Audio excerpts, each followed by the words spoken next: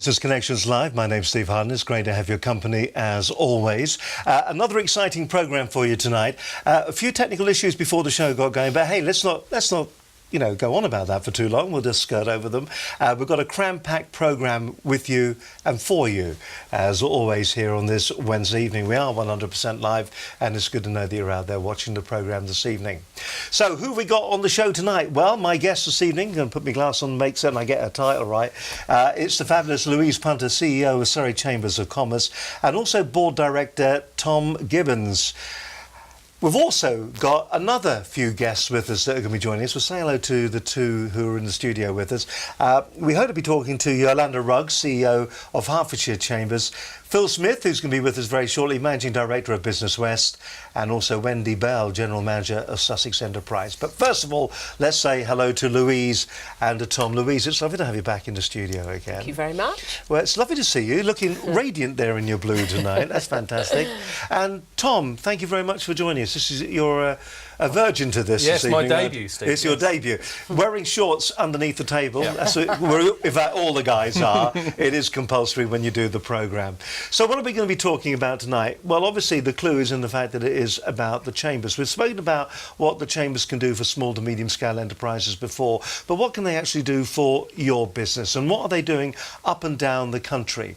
The danger sometimes with a programme like this is that it can become very concentric to where you are. We're based in the southwest of England, and we're actually based in Surrey, and of course we've got the Surrey Chamber here. But as I said, we're going to be talking to the Managing Director of Business West, down to the West Country, who have really been through it over the past couple of weeks. Also the General Manager of Sussex Enterprise as well. Just down the road, when I was broadcasting, working in radio, Sussex was one of the areas. Loads of open fields, but very, very industrial as well down that way too. So what are they doing for local businesses in their area? And Hertfordshire.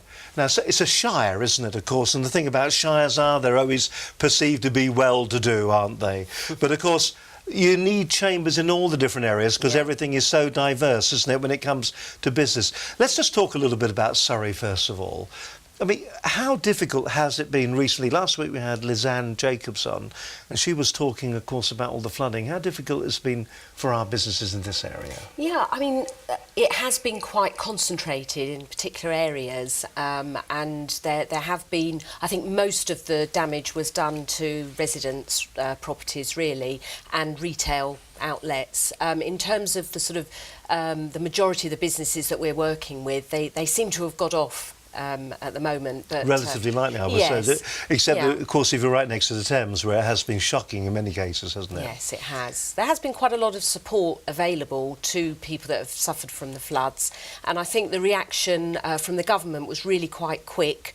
The chambers up at the national level were in talking to government ministers from, I could say, from the first drop of rain, but certainly we've been putting pressure on to make sure that any support that's available is made really easy to access, because the last thing people want is, difficulties in accessing it. Thom, I mean, you're a business owner as well, aren't Yes. you? So, I mean, what's your business do? We're in the technology and telecommunications space. So this must have been my opener this evening. So, yeah, that was quite a good start-up, but for the businesses that we've seen, it's not so much impacted long term, but delayed what a number of businesses have tried to get their the new year off to. So maybe moving offices and expanding their businesses, and the technology you need to do nowadays is can be affected by the weather when. And I suppose the issue as well is when it starts to impact on a quarter in your business cycle, all of a sudden your cash flow goes out the window, product delivery, storage, resale, selling them on, all that seems to disappear very quickly. Do you think the pair of you, do you think that people really are knowing what resources are available for them, and are they coming to you and saying, we don't know what to do? No, I would say not really. I mean, I think that's one of the biggest challenges that we face, is getting messages out to all of the business community. I mean, we have a percentage who are members, and obviously we communicate an awful lot with them, but getting the message far and wide is quite a challenge. Yeah. It's one of the beauties of Surrey businesses. They're so diverse. One of the challenges of that is the way they communicate is so diverse. And as a chamber, we have to be everywhere, communicating in every different style so that we speak to all those different businesses. Well, it's important, isn't it, being a proactive chamber? Talking about proactive chambers, hopefully on the end of the telephone right now we should have Managing Director of Business West, Phil Smith. Phil, are you with us?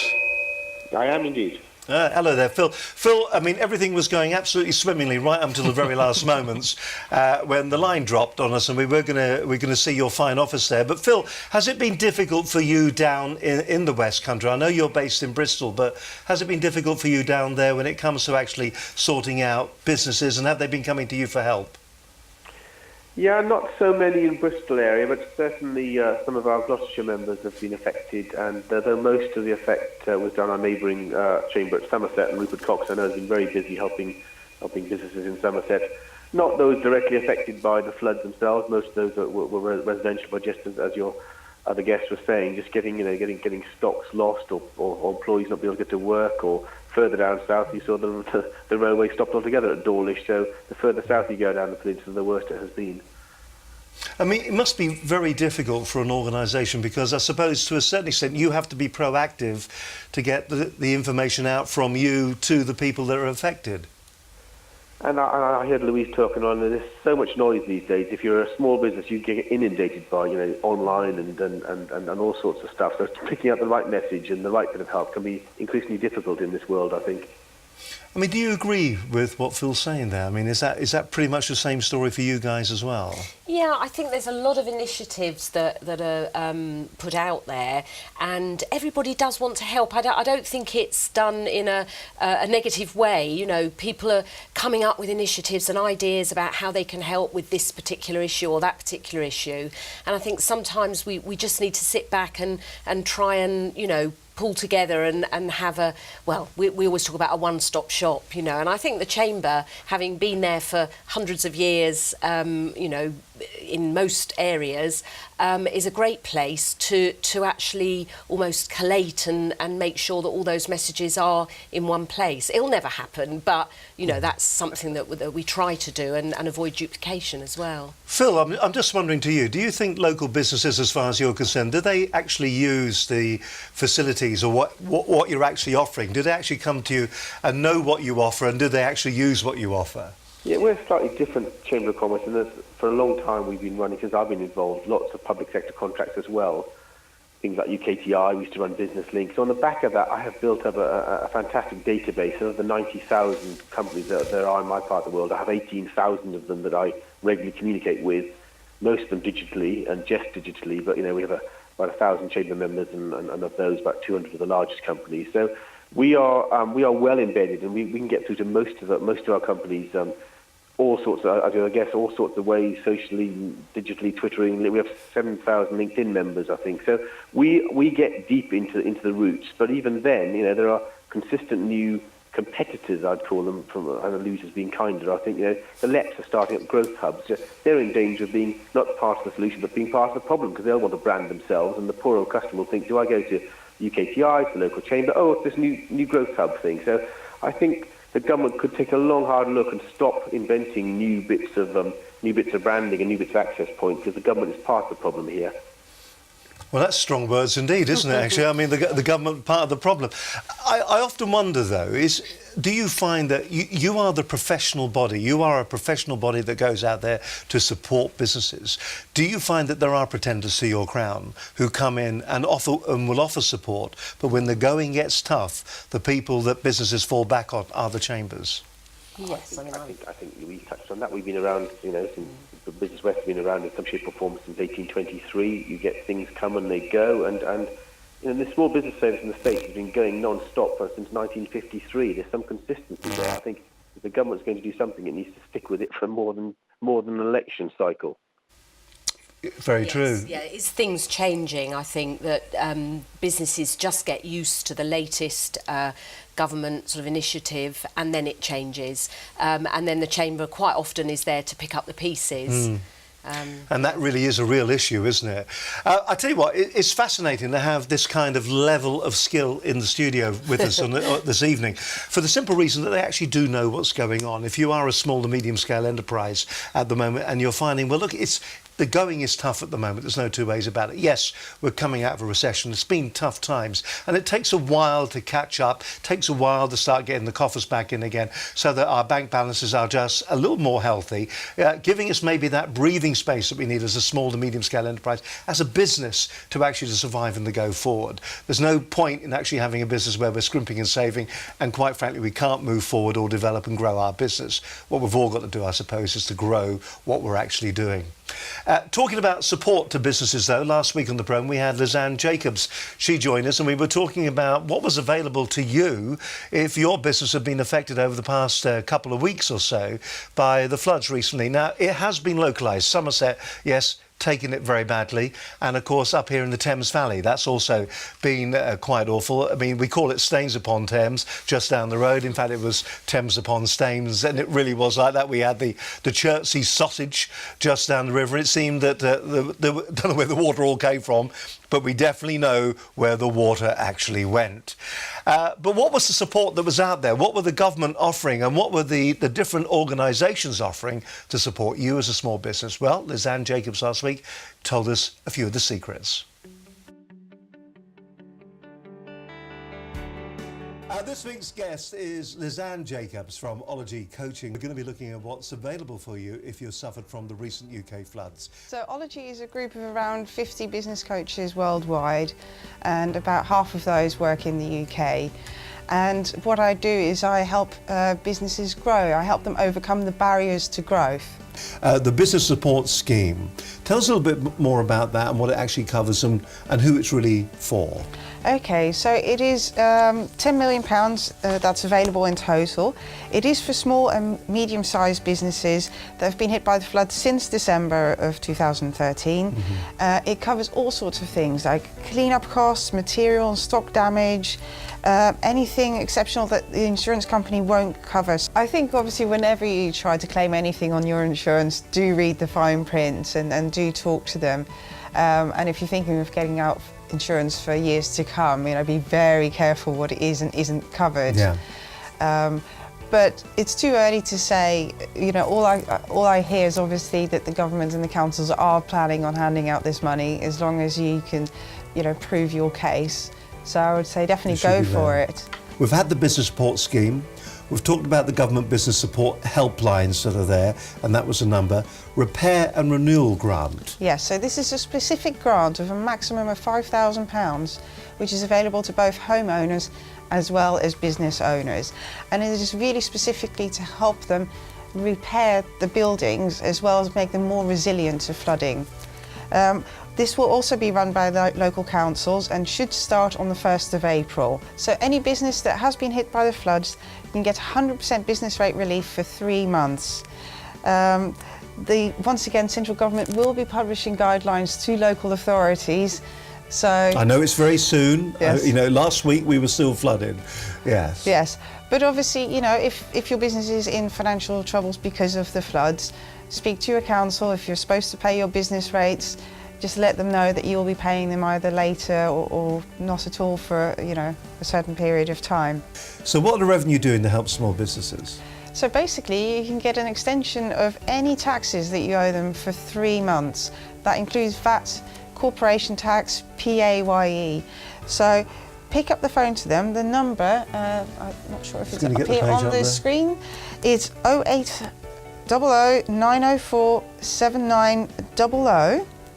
They're open 7 days a week, weekends as well, 8 to 4. And just talk to them. If you can't pay your taxes on time, they will listen, and at least financially there's lots of support. Obviously the main question for a lot of people who have been affected is what's going to be done to avoid this happening again next time, and that's still a big question mark. Hi, my name is Lisanne Jacobs, and I help businesses and non-profit organisations overcome the barriers to growth. For smaller businesses, that tends to be looking at their goals, their business strategy as a whole, and maybe specific areas like their sales and marketing strategy or cash flow management. For larger organisations, it usually involves looking at the people side, leadership and management, communication skills, delegation, staff retention and recruitment. I do a lot of this with government support. I am a registered and accredited coach with Growth Accelerator, which is a government-funded programme for any organisation with less than 250 staff. It helps them grow the organisation so they can employ more people and generate more turnover. And that's what happens with my clients. So through my coaching, my training, my consultancy, they grow, they get more turnover, more profit and a better cash position. The business owners, the managers and the staff have more job satisfaction, and they have a more sustainable business going forward. A recent survey from the Department of Business, Innovation and Skills has found that 67% of owners of small, medium-sized enterprises want to grow within the next 2 to 3 years. In practice, they found only 20% will. And what usually lacks is the support. So do go and get the support. Call me. My number is 01784 770 595 or 07900 437 680. So that's what was on the programme last week. Lesanne Jacobs, some really good information there. If you do want to check out the entire programme, all you've got to do is go to businessconnectionslive.com, or if you want, you can also go to our YouTube site, but there on the screen right now is where you'll find us. Incidentally, if you do go there, you can sign up and we'll send you the odd newsletter and tell you what's coming up in the near future. But if you do sign up, we'll also give you a fantastic little manual that we've put together, 14 great techniques on how to improve the effectiveness of your own YouTube videos. It's a fantastic resource for promoting your videos, or promoting your business rather, online. So if you want to get that information absolutely free, then all you've got to do is go to the website www.businessconnectionslive.com. Simple and straightforward as that. And hope you enjoy it. And do, as I said, leave your email address there and we'll let you know what's coming up in the near future, because all this information is of importance to you if you are running a small or even a large business for that matter. Let's go back to the Chamber. With me this evening, Louise Punter, CEO of Surrey Chamber of Commerce, and also Board Director Thom Gibbons. Let's find out a little bit more about Thom, shall we? Thom, first of all, your company, just explain a little bit about the background of your organisation. Okay, so we're a technology and telecommunications consultancy. So we support small and medium-sized businesses with whatever their communication strategy is, be it mobile telephones, office phone systems, ways of capturing important data out in the field and getting you back to the office quickly. However a business wants to communicate, we help them do that, and we have a support team in-house that get customers through the tough times when their technology doesn't quite work for them. Steve, have you ever had any experience of that working? I don't know, but technology works 100% all of the time. All of the time, yes. Except for when you absolutely, definitely need it to. Well, what made you get involved with the Chamber? Obviously being local and growing up locally and wanting actually to make a bit of a difference in my local community, that plays a big part in it. It sounds a bit fluffy, but that's an honest answer for you. But also, it's a natural way for my business to meet other small and medium-sized businesses. It's a great networking place. It's a great place to meet people and get involved and find out not just about their businesses, but about the people they know as well. And you'll find that the Kevin Bacon rule, the 7 rules of separation, that we're all, that works really well in the Chamber, that somebody will know the people that you need to know. Phil, what about you? How did you get involved with your area or your Business West? I left the city. I was an investment banker, would you believe? Oh, boo hiss, boo hiss. Many moons ago, and I lost my job. I'm a Welshman, and I was tail between my legs coming back down to, I think, to Caerphilly, where I come from, and my wife, who's from Hampshire, refused to cross the Severn Bridge, and we ended up in Bristol. All right. And the first job I got was as the chief executive of Business Link West when it was formed in 1993. Now, what is the relationship for you, Business West, with the British Chamber of Commerce? Well, Business West is the accredited Chamber of Commerce for Wiltshire, for Gloucestershire, for Bristol and Bath. So we run accredited chambers in those areas, and we are, like Louise, one of the 55, I think it is now, accredited chambers across the UK. By the way, Louise wants to say... Hi, Phil. I don't know if you can see. Can you actually see us? No, I can't. No, it was just... I'm waving at you. There we are. That's interesting. And what about, so that people know your background as well, Louise? I mean, what's your background? Oh, my background. Well, I worked in manufacturing with Metal Box Packaging Company for many, many years, and then went to Bureau Veritas, which is a systems, quality systems accreditation body. Yeah, don't fall asleep. Yeah. So I've worked in manufacturing and in the service industry. And if I'm really honest, I ended up working for the Chamber of Commerce because I, a little bit like Phil, sort of came away from working in London for different reasons. I had children growing up, and I actually thought it might be a bit of a sort of leisurely job, and then I joined the Chamber and found that it is like, well, it's running a small business and then helping thousands of others run their businesses as well. So it's been a fantastic 13 years, can you believe? Is that long? Yeah, but every year's different because obviously we move with whatever's happening with the businesses and the economy. Let's look at the specifics then, because I suppose at the end of the day, you all have the same effective remit across the board on what you're meant to be doing. What are the key things then that, as a small business or any size business, if I come to you, that you're going to be able to offer me to get me through the tough times and the good times? We'll go with you, Thom. Tom's going. Tom's going first. Well, I mentioned before the ability to network with other companies in the area, the other members. I speak to people who join purely because they want the line and the voice into government that Surrey Chambers of Commerce gives into BCC, that give into government. They're probably the two that I come across quite often because they're two quite opposite ends of the spectrum, the people who want to meet other businesses and the people want their voice heard. But Louise, obviously, there's a lot more. Yeah, I mean, there's a whole big area of supporting businesses that are exporting or trying to export, thinking of exporting. So that is a line of service that accredited chambers deliver all around the country, and actually it's now across the world because we are working with chambers in all sorts of countries to help with those links as well. But I think really what I would say is we're just there to solve problems in a way, to find out what are the barriers to businesses growing, and is there something available that can solve that barrier. Phil, what about you? Is it a similar story for you as far as that's concerned? I mean, what are the key things that businesses are coming and asking you for? I think it's a very simple, reflecting what Thom and Louise said, it's a very simple three-legged stool. People want to make the till ring more often, however they do that, by networking or joining up or whatever they do. So make more sales, make the till ring more often, one. People do like to moan. We're British. We like to moan and shout at people. Whether anyone's listening in Westminster, I don't know. But, for example, we've got a right battle with the Mayor of Bristol, who's doing some residence parking plans in Bristol. And, they're probably the right idea in the long run, but he's going about it far too fast, far too quickly in the wrong way. So we're having a right battle with him on behalf of our business members who are upset. That's two things, shouting and moaning. And the other one is just making their businesses more effective. And Louise and I will have different, tools and things. We have sustainability courses, we have workspace, we have export help, we have high growth coaching, a whole bunch of products. But basically, it boils down to making till ring, making business more effective, and helping businesses have their say. Well, I tell you what, Phil, it's been an absolute pleasure having you on. Obviously, because of the technology not allowing us to keep you with us for the entire programme, for some other people to come. Can I just say thank you very much indeed? I've actually got your website on our screen right now. If people want to find out more information about Business West, what can they do?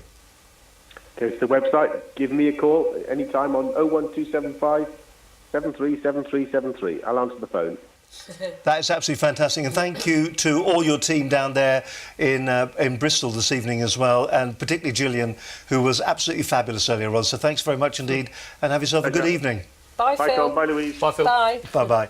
That there is Phil Smith, Managing Director of Business West, and a fantastic guy, really very helpful, and we've got more calls yet to come on the programme. It's interesting, I think what's fascinating is that they are the same problems right across the board, aren't they? No matter where you are in the country, businesses are experiencing the same issues. Yeah, I mean, it's if you talk to any business, wherever they come from, you're going to hear things about skill shortages, transport and congestion, and parking, and I think, finding new customers, expanding a business. So how do we actually then actively do something about that? We were talking about networking, which seems to be one facet of it, but there's so many other facets, aren't there, Thom? Yeah, it's not just about the networking, but I really do believe it is about the knowledge sharing. It's about the experiences that other businesses have, and whether that's done in face-to-face networking, whether it's done through other forms, it really is. Part of the reason I joined was to learn from the other people who are here, the successful businesses that are in the membership, and just kind of eking those little bits out that could help somebody else and really make a difference to somebody else. And as we were saying, there are pretenders to that crowd, aren't there? There are people out there, there are organisations that have actually come about. I mean, how do you think they compare to what the Chamber can do? Is it the fact that the Chamber is, it is this monolith of information that is standing there? I think the thing that the Chamber has, it has many strings to its bow, and we've kind of touched on a few of them. I think that's what makes us stand out. There are other organisations out there that do other bits that the Chamber do, but we do them all, and we do them very well, and we can bring in a lot of experience from other areas. If you want to get to know the people in the west of the country, we know people like Phil who put you in contact with the right people. We've got members who we put in contact with Chambers of Commerce and contacts of Seattle far over in the... And that really works, doesn't it, for things like export and stuff like that. It opens up all sorts of doors. Yes. And of course, it isn't just Surrey-centric that we're talking about here. Let's go to one of the other shires, shall we? So it's a good idea, I think. If we go to Hertfordshire Chambers, CEO there is Yolanda Rugg. Hello, Yolanda, are you with us? Good evening. Yes, hi. Hello, Yolanda. It's Louise. Hello, Louise. Hello, and Thom's with us as well. This is Steve here, by the way. But the technology beat us this evening. We would have loved to have had you on there with your bright red business suit and that lovely blonde hair of yours. Yolanda, Yes. we've been talking about the actual function of the Chamber within the community and working with small businesses, and it just seems at the moment that really right across the board most chambers are actually doing very, very similar things. What do you think though are the specifics when it comes to what you're doing in Hertfordshire? Well, in Hertfordshire, we have 55,000 businesses, of which over 40,000 actually employ less than 2 people. So there's a hard job trying to get out to as many businesses as possible and really understand what's the vital ingredient that they need to support business growth. And it depends what sector they're in and how long they've been trading as to the needs. But the key thing we find is they need signposting. And we very quickly can find the right people to signpost, whatever the requirements. So whether it's in skills or putting them in touch with organisations to provide work experience, apprenticeships, finding access to finance, alternatives, all sorts of things. We have the access to the right people at our fingertips. And again, as somebody's just mentioned, it's not just locally, it's nationally and globally as well through our international trade business overseas networks. I mean, that's interesting. You mentioned there as well about apprenticeships as well at the moment. We're in the middle of Apprenticeship Week, aren't we, at the moment? I mean, what kind of things are you proactively doing when it comes to promoting apprenticeships in small to medium-scale enterprises in your area? Well, interesting. We had a breakfast meeting this morning at one of the colleges highlighting some of the young people and the strengths that they bring to businesses. Tomorrow we've got 100 people coming to the Warner Brothers studios with the Skills Minister, and we are very much supporting that. We are ambassadors of apprenticeships. We're looking at bringing apprentices into our organisation, which only employs about 10 people. But we're very much looking to promote apprenticeships for smaller businesses, for them to look at the opportunity of offering a young person who's got so much knowledge of how technology works, how young people who become our consumers think and how they actually go to make purchasing decisions. So really trying to sort of use young people to really spearhead their growth. Apprenticeships also tend to stay with a business a lot longer. We've got organisations who are now making some step changes. So instead of going for European PhD students who might only stay 18 months, they're now looking at leveraging their resources and actually working with colleges and schools to promote engagement and a broader entry route into their organisation, because they know those young people will probably stay with them for a long, long time.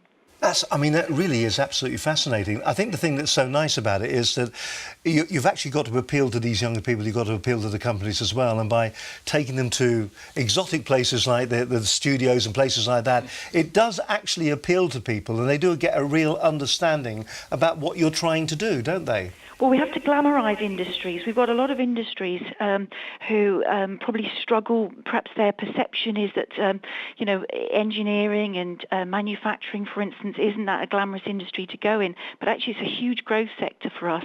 And I think what we've got to try and do is make it much more fashionable. So we're launching Women in Leadership, where we've actually got somebody who produces a publication for space boffins and media boffins. And it's all about how do we get women in senior roles to actually raise aspirations, particularly with young people, young girls in particular, to make them realise there's an opportunity, there's a career here, and there's no glass ceiling. And we've got even men who want to come and be part of this network. They want to see women aspire to be on the board and have real gender diversity in the organisation, because they know it brings many benefits. So we've got to make sure that we get the right people going into schools and making them realise that actually there's some fantastic opportunities right under their nose.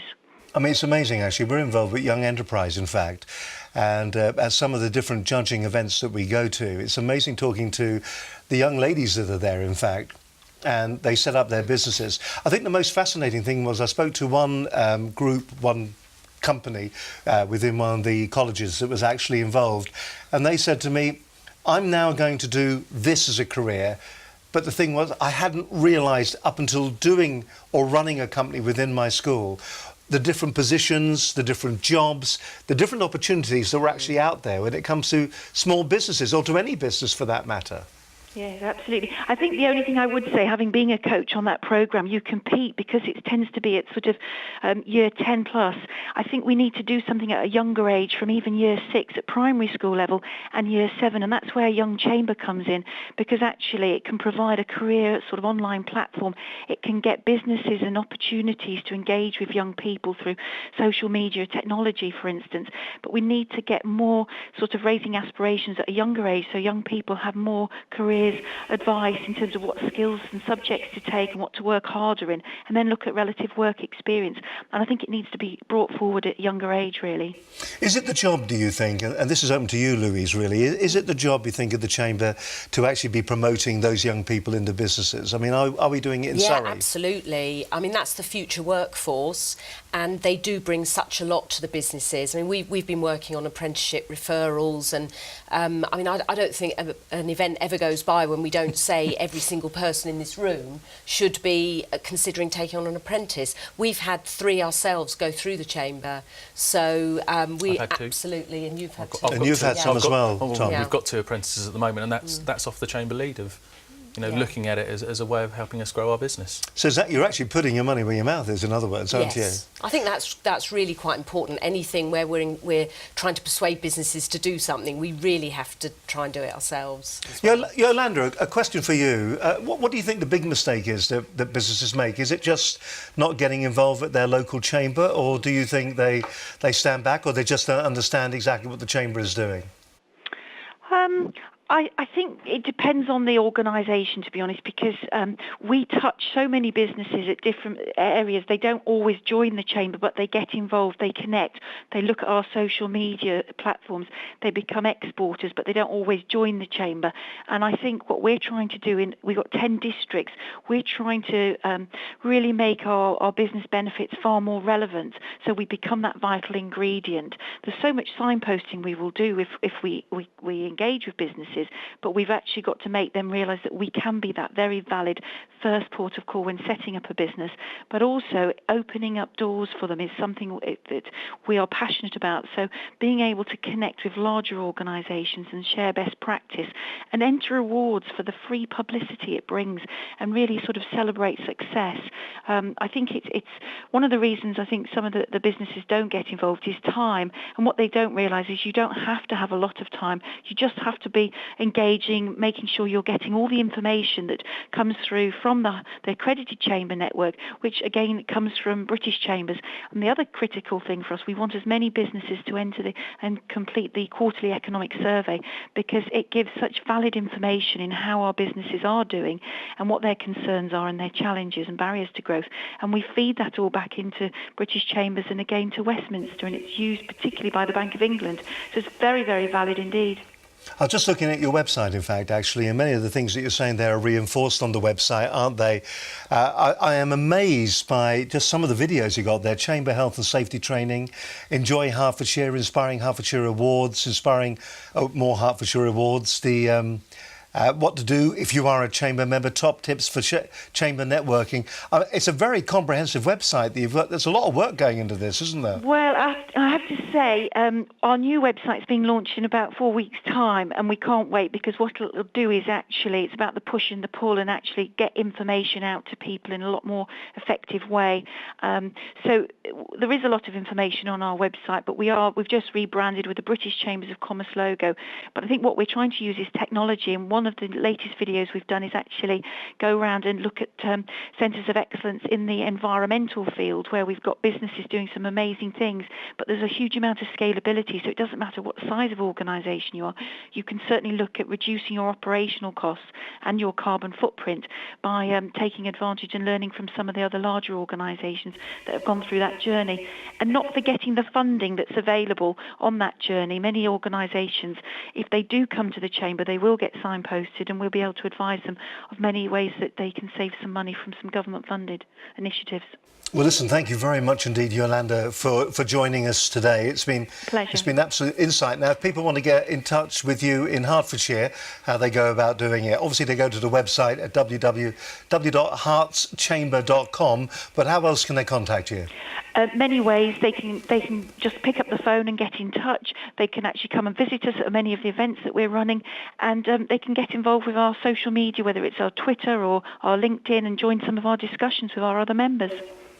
Listen, Yolanda, thank you very much indeed for being with us this evening. It's been an absolute pleasure talking to you. Thank you very much indeed. And hopefully we'll get you on the programme live and in person next time, where we can actually see you, which would be wonderful. But have yourself a lovely evening, and thank you for being with us. Bye, Thank you very much, Steve. Bye. Bye. Bye. It's Business Connections Live. It's number 25. If you are watching us on YouTube, don't forget to subscribe to the channel. You can see how useful this is actually going to be to you if you are a small to medium scale enterprise, if you're just in business, if you're thinking about starting a business.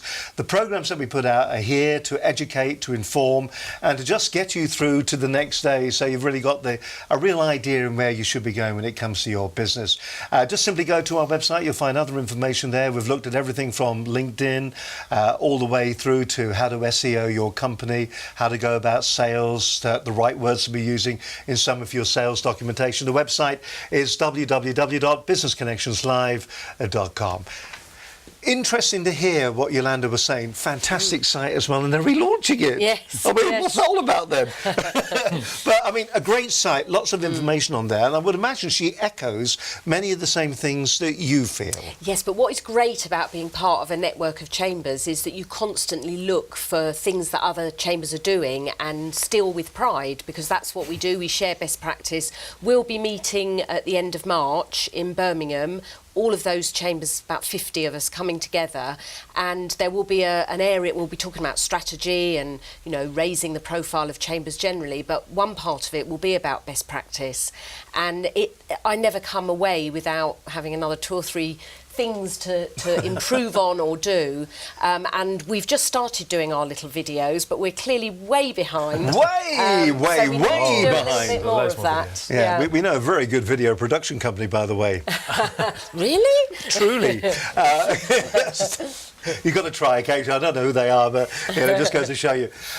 Something that is interesting, because it is all about being part of the community and actually having an input to what's going on in the community. The big talk at the moment, we've got the airport plan for the estuary. Maybe.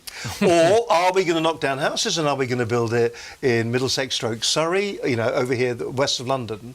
And you're very heavily involved with that, aren't you? We are. We have actually got a bit of a coup next week, next Wednesday. Next Wednesday, in fact, yeah. In the morning, we're running a breakfast, and we've got the Chief Executive of Gatwick Airport and Heathrow Airport and the Mayor's Office talking about the Isle of Grain suggestion of a brand new airport, and we've got them all on one stage together, which is actually... With lots of security. Yes, I was going to say, it's a fight! It should be a very interesting meeting, actually. It should be, and a Q&A from the floor. They obviously all want to know what the questions are in advance, but I am sure there will be people on the day who will be raising things which may make some of them feel uncomfortable.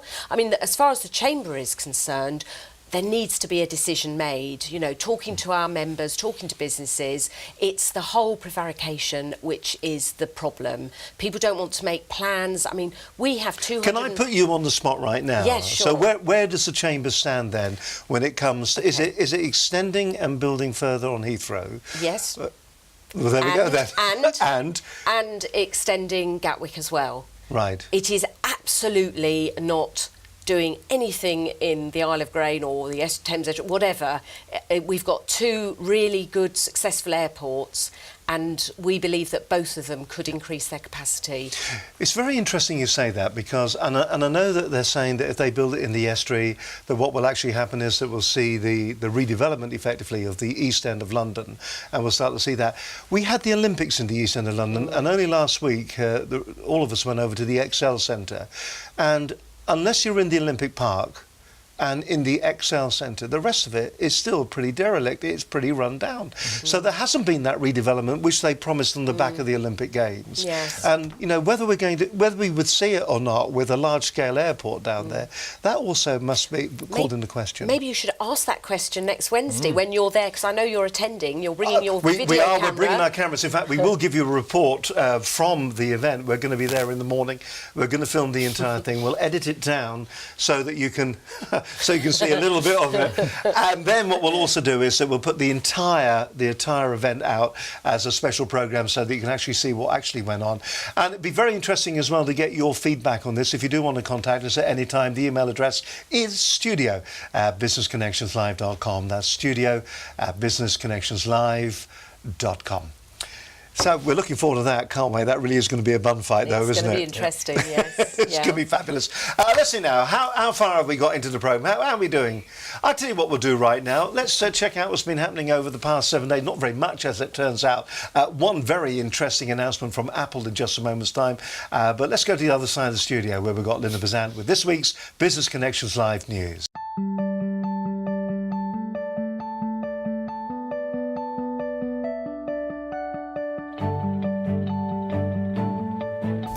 This is Business Connections Live with the business news for Wednesday, the 5th of March 2014. A report from the Business Innovation and Skills Committee says the property tax is no longer fit for purpose and calls for a wholesale review. The committee's views echo those of several leading business figures. Business rates are charged to retailers based on the value of their shop or other commercial property. Adam Marshall, Director of Policy at the British Chambers of Commerce, pointed out that business rates affect all types of businesses, not just retail, and reform across all sectors was needed. We need thriving high streets, but business rates are also the reasons many manufacturers and service companies put off investment and hiring decisions because their rates bills are just too high. This is National Apprenticeship Week, which celebrates apprenticeships and the positive impact they have on individuals, businesses, and the wider economy. Secretary of State for Business, Innovation and Skills, Vince Cable, said, "It's good to see that employers are increasingly recognising the value apprentices can bring to their businesses. Given the grant available to help small businesses take on apprentices, it's especially good that so many SMEs are embracing apprenticeships in the coming years, and that apprentice recruitment now forms a key part of a business's plans for sustainable growth." Apple has unveiled its new iPhone technology for cars at the Geneva Motor Show. CarPlay allows iPhones to plug into cars so drivers will be able to call up maps, make calls and request music with Siri voice commands or a touch on the vehicle's dashboard screen. It requires Apple's latest software, iOS 7, and an iPhone 5, 5C or 5S. Twitter instructed thousands of users to change passwords due to accounts being compromised, but it has since said that the emails were sent by mistake. The reset notices were sent out to users on Monday, prompting many to question if the service had been hacked. The social network would not say how many users had been affected, but apologised for the inconvenience.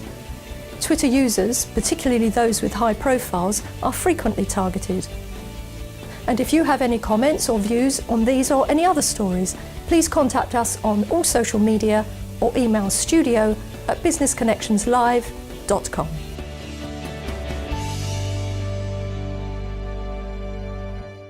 Listen, you are watching Business Connections Live. It is programme number 25. We are live, and I think that actually proves the point. And I have lost a stone in weight today, and it's been a fascinating day.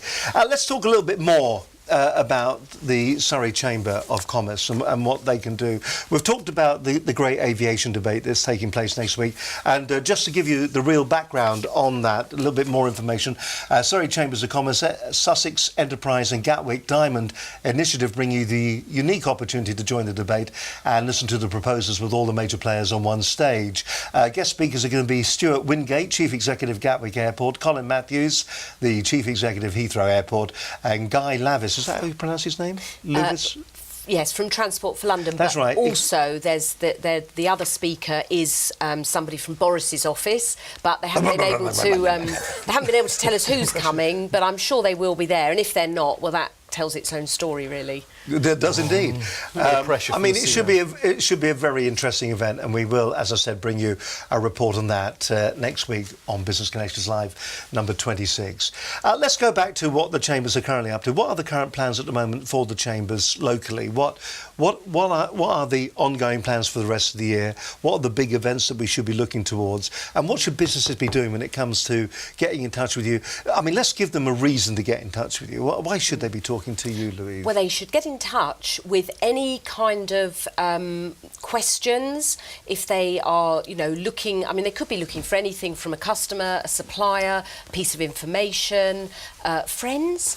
Sometimes when you're running a business, it's actually quite a lonely place, and you do make friends. I would say that because we're quite a large area that we cover, we don't have the cliquiness that can happen if you've got a very small group of people meeting regularly. I mean, that does happen, and people do build relationships, but the great thing is that whenever we're doing anything, there is always new faces joining, new skills, new expertise.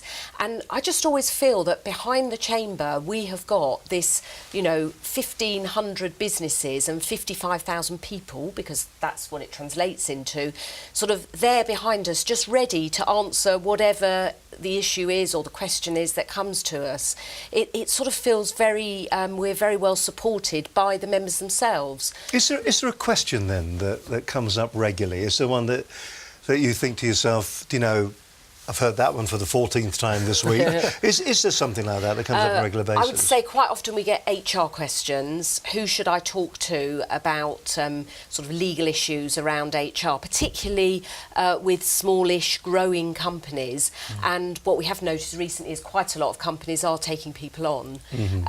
And, sometimes I'm slightly horrified. And we're a very small company, and we try to keep ourselves completely up to date, obviously. But sometimes when a business says to me, "Oh, well, do you have to worry about that?" "Oh, I thought only big companies had to worry about equality and various things and health and safety." And well, actually, no, you still need to, but sometimes there are dispensations. So what we want to do is make sure that we can give them that information. And if I just give a little plug here now, because we've just had a new patron come on board, Charles Russell, solicitors, and we will be running a series of events, managing people events with them, which will be effectively answering those questions, but in groups, so that it's never better than when you've got somebody next to you running a business as well, who's had an issue and dealt with it, and can give you the answer to what they did.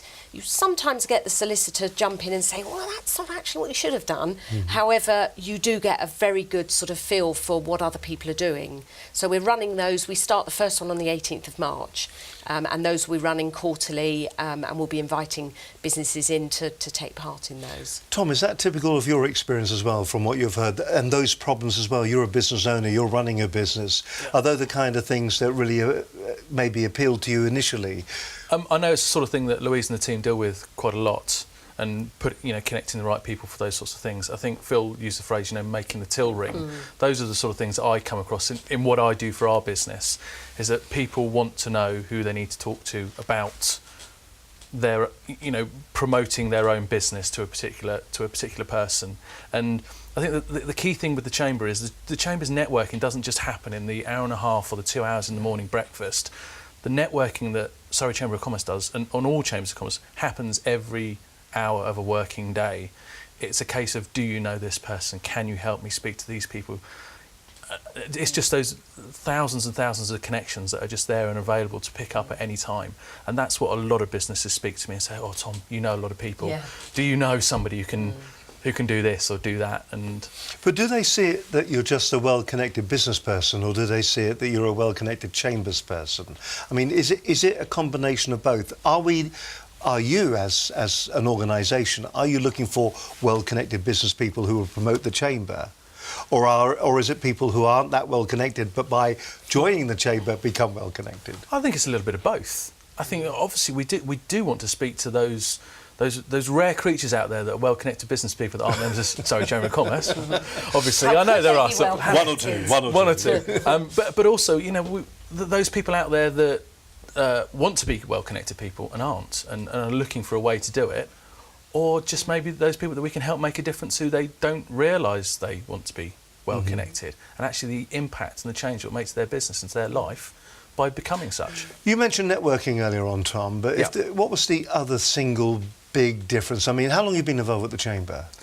Oh, how many years now? Can't remember. Because there is always this danger that you end up, it becomes a club, doesn't it? A club of friends. And really, I suppose what I'm saying is that if I'm a businessman and I'm thinking of joining the Chamber, what's the thing that keeps you there for year in, year out? Because it's the ripples in the pond. It's that first year is a stone dropping in the pond and the ripples spread out. But year on year you're there, that spreads and it continues to spread. That sphere of influence grows the longer you're involved. And it's not a private members club. It's not, you know, a group of boys in a room. And I challenge people. Definitely not boys. But I challenge people all the time that they know about the Chamber and they're not members. And I challenge them that you don't actually. You have a preconception, or you have a memory of what the Chamber is from obviously more than 13 years ago, before Louise was involved at Surrey. And it's not like that anymore. It will be whatever you make it. At the very minimum, it will be whatever you make it. And actually, it can be whatever you want it to be. And it really is. It's capitalising on the opportunity, I suppose, isn't it? I've just been told, unfortunately, we can't get hold of Wendy Bell, General Manager of Sussex Enterprise. But if Wendy... This is one of those days. But if Wendy had joined us, what do you think Wendy would have been actually saying about Sussex Enterprise, and how would she have been promoting their organisation? Well, I mean, obviously pretty much the same, but quite interestingly, we work very closely with Sussex because, you know, we are bordering on each other, and quite honestly, most businesses don't really think, oh, I'm a Surrey business, I'm a Sussex business. So what we try to do, in fact, Sussex are supporting on the aviation debate event. Right, yes, and we will be doing other events together. And in fact, some work around the local enterprise partnership in Coast Capital.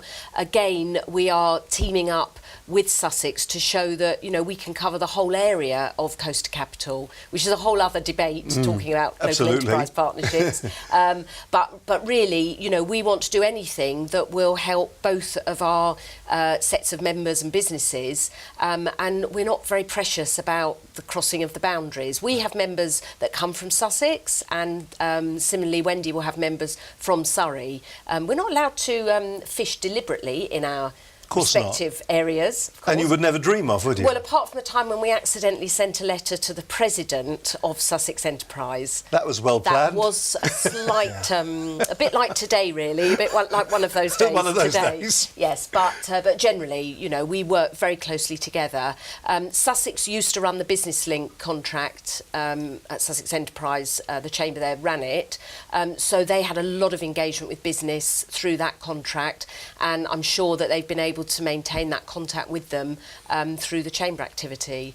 So, you know. It's interesting, and I think the thing that comes over more and more, and the problem that we have, I suppose, is the fact that, you know, you're here in the studio, so it does make it very Surrey-concentric, doesn't it, what we're talking about here? But it's the power of the Chamber nationally. It's the fact that you've got a national organisation that is there. I mean, when it comes to your association, I mean, how are you associated with the British Chamber of Commerce? You are affiliated. Well, we're accredited. You're accredited, yes. So how do they, therefore, drive you forward? How do they put out a roadmap that says this is the way the chambers are going? They don't. No, it's very. No, you say that. Yeah. No, well, they don't. No, I suppose. I mean, people talk about it as you could go down a franchise route, and you could have all the chambers across the country all following a franchise sort of set of rules and of engagement, etc. But the point is that chambers are bottom up. As in, they have developed locally in response to the local business situations. Now, as we've heard this evening, most of the things that happen with businesses are similar in the different areas. But there are still things that are very particular. So, for instance, clusters of sectors of businesses will be different in different areas. Well, here we've got the Thames Valley, haven't we? We're just on the periphery. Does that come into you? It doesn't. No, but again, it's right on. It's right on the edge, isn't it? So, which was for a long time perceived as a technological valley, wasn't it? You know, that's where if high tech was coming out of anywhere, Thames Valley was the place. Well, we've actually now got the sci-fi M3 corridor, which is Hampshire and Surrey, and this is another local enterprise partnership. Sorry to do that, but again, we've identified that is an area, you know, particularly with lots of technology companies. And so what is it that those companies can contribute or need, you know, to continue growing the economy? Because at the end of the day, we're all interested in the economy growing, because if it grows, each of the businesses will do better, and then their supply chain will do better. Do you ever come across it, the feeling that perhaps maybe businesses are in it for themselves, and really that, you know, they're happy that they're the lucky ones that have got the order and really don't care that much about what everybody else is doing as long as they're all right, Jack? Do you ever get that impression? Well, perhaps I should answer this first, because I have to say that the sort of input and the involvement from lots and lots of our members that is completely selfless and is done, or, you know, to help other businesses is what really enthuses me. So, for instance, we've been running mentoring programs with new startup businesses. We've had 200 partnerships set up. Now, those 200, not the new company, but the mentor, they are all running their own businesses. So they're giving up time to mentor a startup business. And, you know, that hasn't been, well, it's been quite difficult to sell, of course, but as in get them to do it. I don't mean... Cajole, I would imagine, and bully. But, you know, I really genuinely think that most businesses want the complete package. They do want a good, successful business. They want, you know, to have new customers and all the rest of it. But they do also want to put something back. And I think you started the whole evening by saying that you wanted to put something back, and you do. Yeah, and I think the nature of our workforce and the younger workforce want to work for companies who put something back. They want to work for companies that support charities, so CSR is very important. They want to work for companies that make a difference, that do something. You know, there's no big nameless faces organisations that young people aspire to work for now. They want to work for somebody who's there, that people know about, that's involved some way or another. I tell you what's also interesting, just going back a little bit, Yolanda, when she was talking to us, she was talking about this whole, not a campaign, wrong word, but the promotion of women in business, so that we're elevating women to the appropriate level that they deserve to be promoted to. I mean, there's nothing worse, I think, than promoting women for the sake of promoting women. Absolutely. But if you're promoting women who are just supremely talented, you know, and sometimes you just come across this all the time in the press, that people are trying all the time to have quotas. Yes. Quotas in the director's room, quotas at the director's desk. I mean, what's the feeling of the Chamber towards that? We do well with quotas, don't we? We are. When we look actually, around our board. Yeah, we've got quite a few ladies on our council, and on the board. It's very interesting though, because we do have Business Women in Surrey group, and we do have one particular event that we run regularly at the Penny Hill Spa, which is very popular. So the boys want us to run one for them, but actually they could come. There's absolutely no barriers. Brilliant, we'll be there. But you're absolutely right. It isn't about, you know, promoting women just because they're women. It really is about making sure that women feel comfortable and feel that why shouldn't they? Why shouldn't they be able to juggle a family life and a job and still deliver a great result? And I think sometimes women are their own worst enemies, because they almost make excuses for, why they can't do these things. And actually there's lots and lots of fantastic role models of women who can, be in very senior positions and be very successful. And then you suddenly find they've got 3 children and 7 dogs and, they've got all the other things that you'd expect that they would need to be at home full time to deal with. But, they can do it. So. Listen, hard to believe, but this road crash is nearly finished. And it's been absolutely an inspiring evening as always. And we always ask our guests to maybe look down the camera and just deliver a little piece at the end that kind of sums up how they felt about what they've been speaking about, who they are, and what people should do to react with them. In other words, from your point of view, it would be, I would imagine, it's that promotion of the chamber, because I think it's such an important, integral part of business in the area. So it's interesting to get maybe 2 views on the same subject. Yeah. So I'll ask my director very nicely, which camera would you like Louise to look down? Camera 4, which will be this one over here, Okay. Louise. So if you can look down that in a very authoritative way, and really in your own time, it's what we should really remember about the chamber. So if you've been thinking of finding out about what happens at the local chamber, do come along, talk to us, and I think you'll be surprised. If you've got any issues that you want to find out about, if there's the question that you've been dying to ask somebody but didn't know who to ask, whatever it is, bring it along to the chamber and we will talk to you. Ring us on 01483 735 540 or go to our website www.surrey-chambers.co.uk. But ringing us is probably the best thing. We'd love to hear from you. And those links, incidentally, are just below this particular programme, both on the website and on YouTube as well. Thom, really, it's a little summary from you.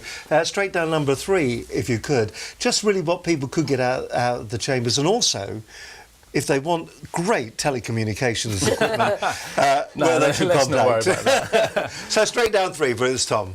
Straight down 3, OK. As I said, it's all about getting involved. If you want to get involved, Surrey Chamber of Commerce is the place to do it.